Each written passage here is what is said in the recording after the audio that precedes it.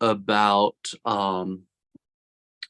mental illness Uh-huh. and just all sorts of different things, and it has had me just losing my mind laughing. Well, give me an anecdote from there. Oh, it is not an appropriate book. Oh, I okay. mean, but basically the theme is that this lady has decided to choose to be ferociously happy. And she, Ferociously happy. yes. And Okay. so even though she's struggling with self-harm and all these different things, she has all these little instances going on in um her life, and she has this love of taxidermied animals. Oh my. Yeah. Yeah. And so her husband is like a high functioning entrepreneur building all sorts of things, and she would sneak up into his office behind him with this taxidermied raccoon and raise the raccoon slowly up over him during his Zoom meetings. And Oh, and then he would when people on the Zoom call would react, he'd be reminded that he needed to lock his office door. constrain And that woman. yes. And then she'd stick the taxidermy raccoon's arm underneath the door and go, "I was only trying to help." And so, and then she spent like an entire chapter on the fact that women's clothing doesn't have appropriate pockets. And I was laughing so hard because that has been something that my wife has mentioned over and over Right, again. And right. so I mean, this book, it she's not coming at it from a Christian perspective. So much of her worldview is different, but the humor and the writing and everything just has been a blessing to my soul this morning. So is it like her story? Is this her autobiographical story? Is it fiction, nonfiction? Is it what is it? It is her story. I wouldn't necessarily call it a biography, but it's kind of like her thoughts and musings as an artist, as a thinker, and Okay. she um from what I understand, I don't think it's her first book, but evidently one day she had posted this something on Twitter about choosing to be ferociously happy Uh-huh. inside inside the context of her mental illness, Oh, everything, gotcha. and it blew up. And then so this book is kind of a response to that choice to be ferociously happy. You just never know, do you? Yeah. Well, that kind of fits right into. I don't think I did this one last week. If I did, so what? We're just going to do it again. So, and I can't because I can't even remember what I did last week. Well, anyway, welcome to We Wednesday. This is Robert Bolden and Daniel Hendon. Mr. Dan Hendon is joining me today for We Wednesday. We are all in this together. We're designed to be in this stuff together, this world together. So we might as well make the best of it. And we might as well share. This is my small effort to share any nuggets that I pick up during the week. And you're welcome to come on and join us whenever you want. Just let me know in advance that you want to join us.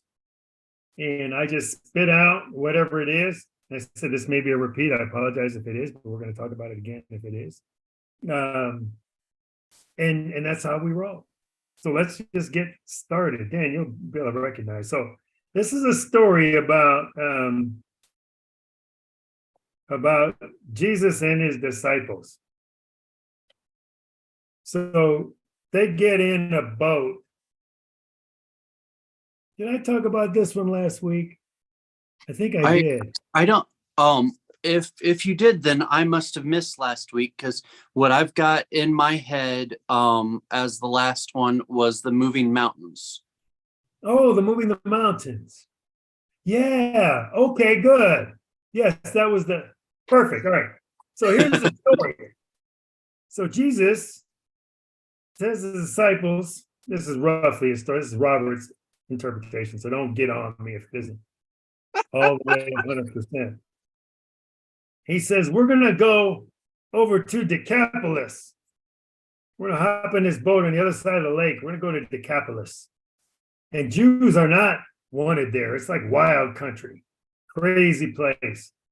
So they're like, dude, we're not kind of welcome there. He says, it's all right. We're going to go over there. So they go all the way across the lake and they land there. And as soon as they land there, this crazy dude comes running up to him. This dude had been like, they couldn't keep him chained down. He was lived amongst the tombs, and he's just like this demon possessed guy. And he comes up to Jesus and he just throws himself at his feet and says, Son of God, what are you doing here? Something like that. So he recognizes it's Jesus. I mean, this dude, the crazy dude of the island, is just who nobody wants to be around, who's ostracized, comes up and says that. So Jesus, of course, being Jesus, turns around. He says, what's your name? Dude says Legion, because he had a legion of devils, spirits, evil spirits in him. So Jesus cast all them spirits out, and there were a bunch of pigs over there, and he cast all the spirits out into the pigs, and the pigs jumped over the cliff, and they all died, and it was crazy. All right. So Jesus took all of the evil spirits out of this dude. He went to a place where he wasn't welcome. And this is what he encountered. And the dude says, I want to go with you. He goes, nope, you just go back and tell everybody what happened. So they went all the way across in this boat to this lake for this one dude. The disciples are like, we went all the way over here just for that? Well, guess what? That guy ended up being the first missionary for Eastern Israel, spreading the gospel. That dude, because he went and told everybody what had happened. That was the first missionary for Eastern Israel. So the question, and where it hit me was, and the way it was posed to me, what is your over there? What is your over there? No, I don't want to go over there. They don't like me there. I'm not welcome there. Jesus went to the over there. So it got me to thinking, dang, what is my over there? What is on the other side for me? What lake am I gonna cross to get to the other side? Just maybe for one person, one experience, whatever. What is my other side? So that was my aha moment, is God is calling us to the other side. He's not calling us to be amongst the people we're comfortable with. I mean, sure, that's cool. I think you need to be amongst the people you're comfortable with, because they're going to build you up. They're going to keep, we need community to keep ourselves strong. So when we go over to the other side, we've got the faith and the courage and the strength that, to do what God's calling us to do. So that is the question. And it's an open-ended question for each individual to answer. What is your other side? And for me, I'm getting into, it's a whole God story I won't go into today, but I'm getting the second level of certification with Psych K. Psych K is just a way to get into the subconscious mind, to be able to quickly reprogram those limiting beliefs, those thoughts that have been sabotaging you. It's fascinating. But that world, for me, is a little bit of the other side, because there's a lot of the spiritual,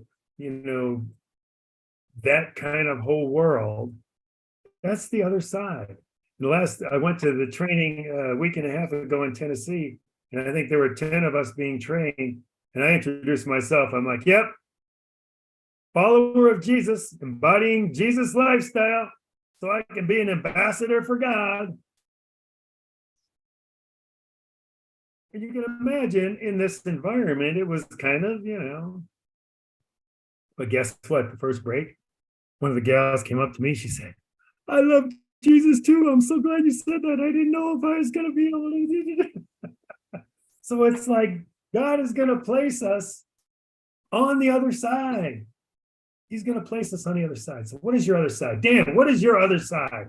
Or what are your thoughts on this whole way that this hit me? Yeah, absolutely. I think as you were presenting the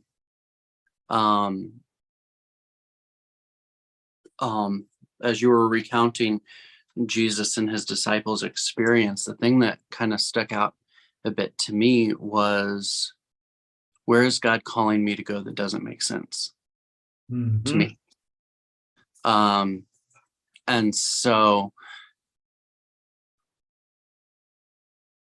I have been kind of going back through different lessons that I've learned in my life and seeing, all right, where have I needed to make a correction but made an overcorrection? And so there were some ways that I had made myself too available and drained myself early in my early adulthood, early ministry, and it had nearly killed me. And then as a result, I have built up some pretty strong barriers. And maybe I needed that for a time to correct and rebalance and get things figured out. But I've also been seeing that that perhaps some of those barriers that I've put up to protect myself, physically, emotionally, mentally, that they have also in some ways isolated me.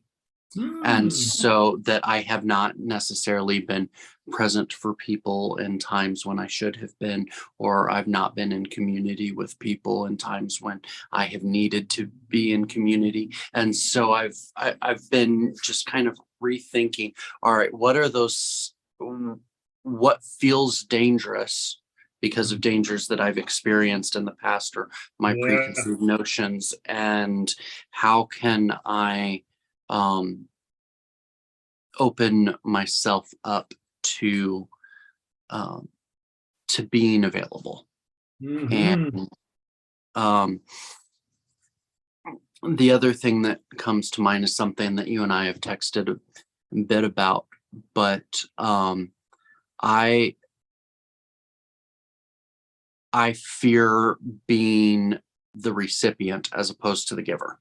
And that's something that God has been working on me, and he's been pointing out, and I'm actively taking steps to be more intentional about this. I've got this habit tracker, and one of the things is make a request today. And so but in a way, that over there is that place where I'm not the giver. Where I'm the recipient. Yes. And that place terrifies me. And so thinking through all of that has been a lot of what I have emotionally and mentally and spiritually been working on over the last week or two. Oh, that's awesome. Y'all see how this works? This is so good. I love this. I love it. I love it. I love it. I love it. I love it. I love it. Yeah, the guy that I had lunch with, one of the guys that I met at this K training, And oh my gosh, you talk about Holy Spirit showing up. The same kind of thing. He's had chronic health issues his whole life and kind of introverted and kind of, all these things. But we had just such an amazing lunch and discussion. And he was like jacked up walking out of there. And his realization was he had been isolating himself too. It was an isolation thing. And he said, I need to be around more people like you. It gives me energy. It fires me up. And that's what I've been missing. I'm like, well, yeah, dude, come on, let's go. So yeah, what is the other side? What's your over there? Such an amazing concept to keep in mind. Because it is easy, I think, to get in the comfort zone. Mm-hmm. Oh, absolutely. Right? Even the uncomfortable norm has its own level of comfort because it's known. Yeah. Yeah. That's you good. can still be in pain and miserable, but there's still this level of comfort because there's either perceived control or at least I know what's going to happen here. Yes. And that kind of comfort isn't healthy. It's not what God has for us. Mm-mm. Well, part of the psyche thing that I just learned is they call it secondary gains. They say that, when somebody is holding on to something that they know intellectually isn't good for them, or they know God doesn't want that for them, the secondary gains are, well, what's stronger in them is, oh, if I do give in, or if I do let this go, what am I going to be giving up? Mm-hmm. Times it could be the comfort of, well, it's much safer, it's much better, even though it's hard and it's yucky, and it's a known. So I don't want to give up something that's known for the unknown. If I'm the asker and the recipient, then I open myself up to rejection. Mm-hmm. And or dismissal or whatever.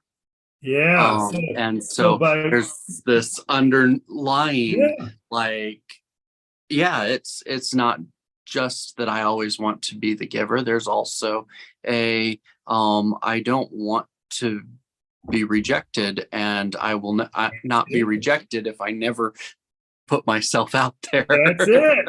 So that's the secondary gain. If I don't put myself out there, guess what? I don't have to feel that. And that's stronger than the other. So powerful. Well, Dan, next week, we're going to be able to get right into that sucker.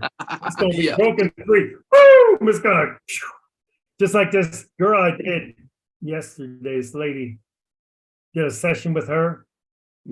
And you guys, disclaimer, this doesn't work. It doesn't work like this all the time. It's all about the power in the person. It's nothing to do with me. All right. It is like we know, Dan, right? We all got the Spirit on us. All the answers are within us. But she got through with her session, and she was like shaking because it was something pretty emotional for her. Something that was playing out all the time in her life. And she was able to shift it. I saw her today in the gym after doing this yesterday. She just literally came running up to me. Said, you wouldn't believe it. Normally, like this happened this morning. And normally I would be like that. But I wasn't. All that came up was this. And I was just like, oh, I can't believe it. It was gone. It was gone. So I just believe that's what he's looking for, those kind of moments. He wants to see us break free from those things. But we always have to, as we know, we always have to take the first step, right? We've always got to take the step, no matter what that step is, into our greatest fear. And God knows what our greatest fear is. Sometimes we don't even know. I didn't know what my greatest fear was until it was uncovered for me. But once it was uncovered, I'm like, dang, okay, that was. So that's the thing. God knows our greatest fear. So when we do, sometimes we can even accidentally step into it and toward surrendering it. And he's going to be right there to go, okay, you're on the right path. You're doing the right thing. Go. Beautiful stuff. Beautiful stuff. Absolutely. I have no idea what time it is. I'm just getting carried away. Woo! We went a little bit long today. Yep, I got to get going to pick my son up and take him to a class at the Y. All right, brother. Love and appreciate you, man. See you soon. Yeah, Yep. am I going to see you this afternoon? Yep. All right. All right. Take care, you guys. Thanks for joining us.